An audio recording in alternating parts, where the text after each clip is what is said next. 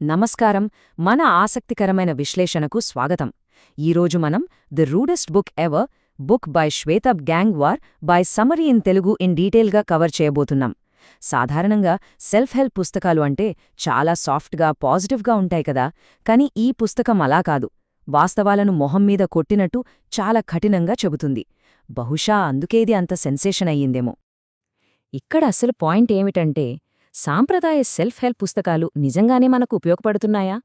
ఎప్పుడూ పాజిటివ్గా ఉండాలి, అంతా మంచే జరుగుతుంది అనే ఫీల్ గుడ్ సలహాలు రియల్ లైఫ్లో ఎప్పుడూ పనిచెయ్యవు అనేది గంగ్వార్ సిద్ధాంతం. జీవితంలోని చేదు నిజాలను కూడా యాక్సెప్ట్ చెయ్యాలి కదా. ఓకే, ఇప్పుడు మనం కవర్ చేయబోయే టాపిక్స్ చూద్దాం. 1. A blunt approach to life. 2. Treat one self as a nation. 3. Rejecting fluff and happiness. 4. Learning how to think. మరియు 5. Public reception and critic. ఏమాత్రం ఆలస్యం చేయకుండా నేరుగా విషయంలోకి వెళ్దాం. మనం మొదటి విభాగం జీవితం పట్ల కఠినమైన దృక్పథం, ద రూడ్ రియాలిటీ. సమాజం మనకు నేర్పే విషయాలకు వాస్తవానికి చాలా తేడా ఉంటుంది. సొసైటీ ఎప్పుడూ ఒక గుడ్డి సానుకూలతను, అంటే బ్లైండ్ పాజిటివిటీని నేర్పిస్తుంది. కాని రియాలిటీ వేరు. లైఫ్లో ముందుకు వెళ్లాలంటే మనకు కావాల్సింది ఊరటనిచ్చే అబద్ధాలు కాదు, ఖచ్చితమైన డేటా మరియు కఠినమైన నిజాయితీ. ఈ కోట్ వినండి. మనుషులే గనక ప్రోడక్ట్స్ అయితే మన చుట్టూ కనిపించేవి చాలా చెత్త ప్రోడక్ట్స్ అవుతాయి. ఇది శ్వేతాబ్ గంగ్వార్ స్వయంగా రాసిన మాట. వినటానికి చాలా హార్ష్గా ఉంది కదూ, కానీ ఈ పుస్తకం టోన్ మొత్తం ఇలాగే, ఎక్కడా మొహమాటం లేకుండా, ఏ విషయాన్ని దాచకుండా చాలా సూటిగా ఉంటుంది. ఇక రెండవ విభాగానికి వస్తే, తన్ను తాను ఒక దేశంగా పరిగణించుకోవటం, అంటే ది సావరెన్ సెల్ఫ్. ఈ పుస్తకంలో ఉన్న ఒక interesting concept self as a nation. అంటే ఏంటంటారా? ప్రతి వ్యక్తి తన స్వంత రూల్స్, బౌండరీస్ మరియు తన రక్షణపై తానే ఫుల్ కంట్రోల్ తీసుకోవడం. పక్కవారి అప్రూవల్ కోసం ఎదురు చూడకుండా ఒక దేశం తన వ్యవహారాలను ఎంత స్ట్రాంగ్గా మేనేజ్ చేస్తుందో మన లైఫ్ మీద మనకి అంతటి కంట్రోల్ ఉండాలి అని ఆథర్ చెప్తున్నారు. మరి ఈ పర్సనల్ నేషన్లో ఏమేముంటాయో చూద్దాం. ఫస్ట్, పర్సనల్ కాన్స్టిట్యూషన్, అంటే మన లైఫ్ని ఎలా లీడ్ చేయాలనే దానికి ఒక పక్కా ప్లాన్. సెకండ్, సెల్ఫ్ ఎస్టీమ్, ఇది మనల్ని ఎప్పటికప్పుడు కాపాడే ఒక డిఫెండింగ్ ఆర్మీ లాంటిది. థర్డ్, మన చుట్టుపక్కల వాళ్లతో మన బౌండరీస్ని కరెక్ట్గా మెయింటైన్ చేయడం. మనం ఇతరుల బిహేవియర్ని కంట్రోల్ చెయ్యలేం, కానీ ఎవరిని ఎంతవరకు ఉంచాలో ఖచ్చితంగా మేనేజ్ చేయగలం. ఇప్పుడు మూడవ విభాగం చూద్దాం. మిథ్యా సంతోషాలను పక్కనబెట్టడం, అంటే నిజమైన సంతృప్తిని అన్వేషించడం. ఈ కాన్సెప్ట్ కొంచెం డిఫరెంట్గా ఉంటుంది. సంతోషం కోసం పాకులాడటానికి, స్వీయ సంతృప్తిని సాధించడానికి మధ్య ఉన్న డిఫరెన్స్ను మనం స్పష్టంగా గమనించవచ్చు.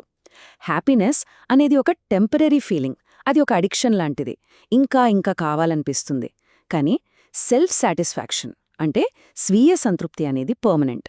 దాన్ని మనం మన పనుల ద్వారా, మన ఎదుగుదల ద్వారా మాత్రమే సంపాదించుకోగలం. ఇప్పుడు 0 అనే నంబర్ గురించి మాట్లాడుకుందాం. అవునండి, సోషల్ మీడియాలో మనం చూసే పర్ఫెక్ట్ ప్రొఫైల్స్ వెనుక ఉన్న రియల్ లైఫ్ డేటా ఎంతో తెలుసా? 0. ఆన్లైన్లో అంత సూపర్ అనిపిస్తుంది, కానీ అదంతా ఒక ఇల్యూజన్. ఇతరుల ఆన్లైన్ లైఫ్ చూసి మన మీద కాన్ఫిడెన్స్ ఎప్పుడూ కోల్పోకూడదు. అలాగే రిజెక్షన్స్ విషయానికి వస్తే, ఎవరైనా మనల్ని రిజెక్ట్ చేసినంత మాత్రాన మన వాల్యూ తగ్గిపోదు.